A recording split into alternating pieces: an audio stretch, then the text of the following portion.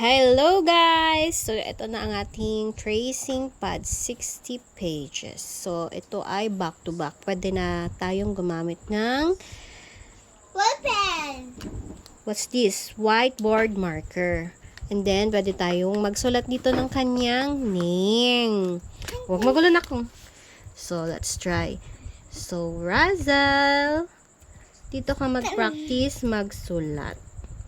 Okay, Razel. Yan.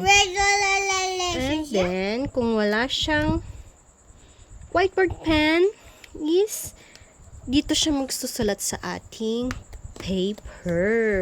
Okay? So, try natin. Yan. Hindi lang siya pang practice ng pwede din siya mag-draw dito. Ganon. Oh, wait lang po. Wait lang po. So, ito ay merong 5 pages na name. 2, 3, 4, 5. And then, meron tayong alphabet. 1 letter per page. Yan. So, hanggang Z ito. So, meron siyang pattern dito ng kung paano magsulat ng letter. Yan. Kaya, madali siyang matututo dito. And meron ding H is for horse. Tapos, ititrace niya yung spelling ng horse. Okay? Pwede din yung coloran to if ever tapos niya nang i-trace. O, diba? Napakadaming purpose. So, next naman tayo is sa my lines. So, tracing, straight line, tapos ito may pa-wave and then curve. Ayan. Dito lahat. So, meron tayong straight line or vertical lines. Meron tayong slanting line. And slanting line again. And meron na tayong both. Meron tayong dito sa my left and dito sa right na slanting.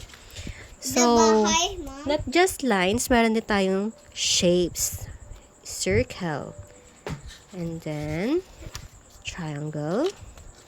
And then, rectangle. And then, square. And meron na tayong numbers 1 to 10. So, meron tayong number dyan. Spelling. So, isang object. And then, dito siya mag-trace. And yung spelling ng 1. So, meron tayong blue, red, blue. Nasusundin ng bata. So, this is from number 1 to 10. And after that, meron tayong summary ng numbers. Yan. 1 to 10. After that, dito na tayo sa coloring part. So, yan. Napakasaya. May daddy ko yun? Yan. So, that's it. Thank you. Thank you po.